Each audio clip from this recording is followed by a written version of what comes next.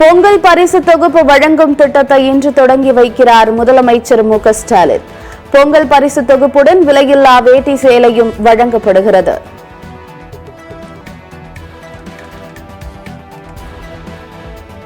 பொங்கல் பரிசு தொகுப்புடன் ரொக்கத் தொகை வழங்கப்படுமா? முதலமைச்சர் முடிவெடுப்பார் என துணை முதலமைச்சர் உதயநிதி பேட்டி.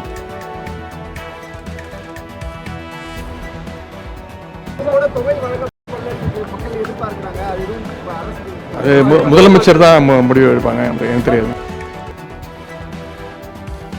திருப்பதியில் இலவச தரிசன டோக்கன் கூட்ட நெரிசலில் சிக்கி 6 பேர் உயிரிழப்பு.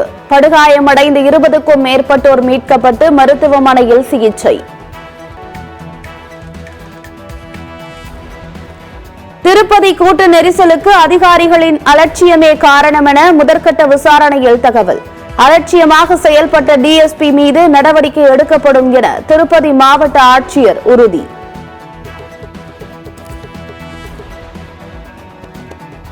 திருப்பதி கூட்ட நெரிசலில் 6 பேர் உயிரிழந்த சம்பவத்திற்கு ஆந்திர முதலமைச்சர் சந்திரபாபு நாயுடு அதிர்ச்சி. மருத்துவமனையில் அனுமதிக்கப்பட்டவர்களுக்கு உயர்தர சிகிச்சை அளிக்க உத்தரவு.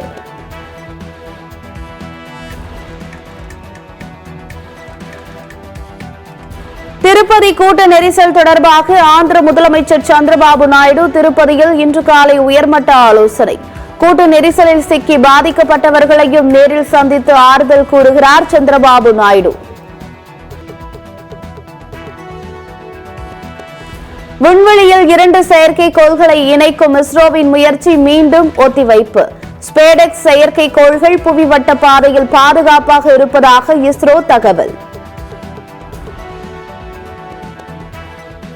தென்காசியில் காவல்துறை உயரதிகாரிகள் மீது தொடரும் ஊழல் குற்றச்சாட்டுகள். நேர்மையான காவலர்களுக்கு பாதுகாப்பு இல்லை என மேலும் ஒரு காவலர் வீடியோ வெளியீடு. 30,000 போலீஸை ரன் பண்ண முடியும்னு நினைச்சீங்கன்னா எனக்கு தெரியல, எப்படின்னு தெரியல. எனக்கு கோடிக்கணக்கான மக்கள் இருக்காங்க, இன்னும் எத்தனை ஒரு வேலை இல்லாமல் நேர்மையாக நிறைய பேர் இருக்காங்க. எனக்கு என்னுடைய உரிமைக்கும் உயிருக்கும் என்னுடைய நேர்மைக்கும் பாதுகாப்பு கொள்ளும்படி கேட்டுக்கொள்கிறேன். சென்னை காவல் ஆணையருக்கு எதிராக உயர்நீதிமன்றத்தில் பாஜக பாமக வழக்கு. எதிர்க்கட்சிகள் போராட்டத்திற்கு அனுமதி கொடுக்காமல் ஆளும் கட்சி போராட்டத்திற்கு மட்டும் அனுமதி அளித்ததாக குற்றச்சாட்டு.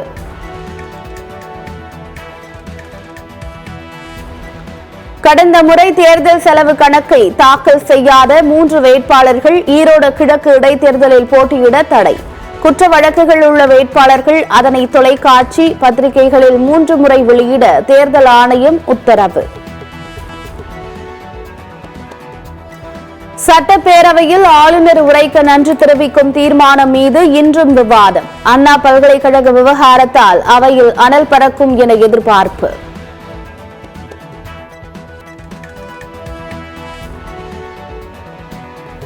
அண்ணா பல்கலைக்கழக விவகாரம் தொடர்பாக அதிமுக மாணவரணி மாவட்ட செயலாளர் கூட்டத்தில் தீர்மானம் நிறைவேற்றம். யார் அந்த சார் போராட்டத்தை தமிழகம் முழுவதும் தீவிரப்படுத்த அதிமுக திட்டம்.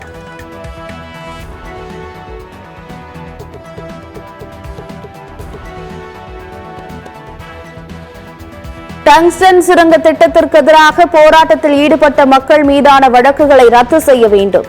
தமிழக அரசுக்கு மார்க்சிஸ்ட் கம்யூனிஸ்ட் கட்சியின் மாநில செயலாளர் சண்முகம் வலியுறுத்தல்.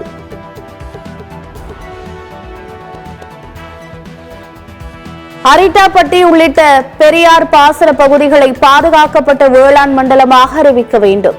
தமிழக அரசுக்கு தேமுதிக பொதுச் செயலாளர் பிரேமலதா விஜயகாந்த் வலியுறுத்தல். மயிலாடுதுறையில் புகையான் பூச்சி தாக்குதலால் கருகிய நெற்பயிர்கள். அறுவடைக்கு தயாராக இருந்த பயிர்கள் பாதிக்கப்பட்டதால் விவசாயிகள் வேதனை.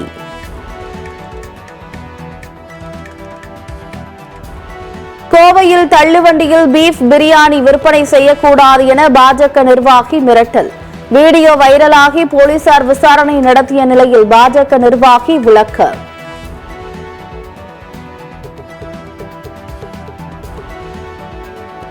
நவீன ஆந்திர பிரதேசத்தை உருவாக்க தேசிய ஜனநாயக கூட்டணி உறுதி பூண்டுள்ளது.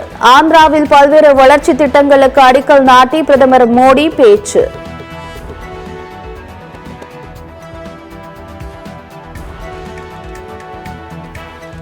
40 தேஜஸ் போர் விமானங்கள் இதுவரை விமானப்படைக்கு வந்து சேரவில்லை. 2010 போடப்பட்ட ஒப்பந்தத்தின்படி விமானங்களை வழங்கவில்லை என விமானப்படை தளபதி அதிருப்தி.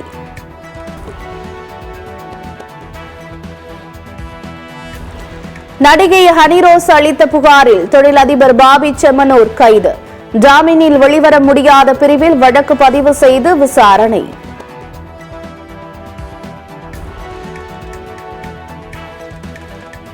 சென்னை திருவொற்றியூரில் 2வது நாளாக நேற்றும் வருமான வரித்துறையினர் சோதனை.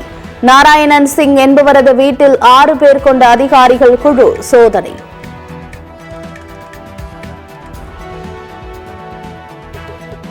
சிறை கைதிகள் எண்ணிக்கையை குறைக்க நடவடிக்கை எடுக்க வேண்டும். தகுதியுள்ள கைதிகளை விடுவிக்க மாநில அரசுகளுக்கு மத்திய அரசு அறிவுறுத்தல். ஐரோப்பிய யூனியனை அச்சுறுத்தும் டிரம்புக்கு பிரான்ஸ், ஜெர்மனி கண்டனம். ஐரோப்பிய யூனியன் எல்லையை கூட தொட முடியாது என திட்டவட்டம்.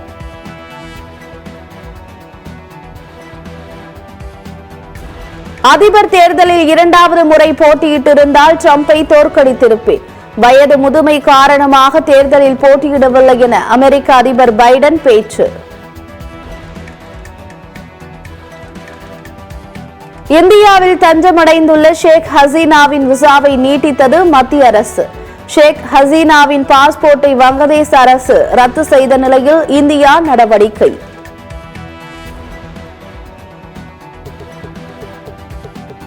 சர்வதேச கிரிக்கெட் போட்டிகளில் இருந்து நியூசிலாந்து வீரர் மார்டின் கப்டில் ஓய்வு.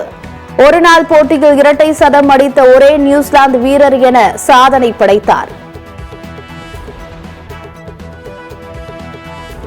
மலேசிய ஓபன் பேட்மிண்டன் ஆடவர் இரட்டையர் முதல் சுற்றில் இந்திய ஜோடி வெற்றி. தைவான் ஜோடியை வீழ்த்தி இந்தியாவின் சாத்விக் சிராக் ஜோடி 2வது சுற்றுக்கு முன்னேற்றம்.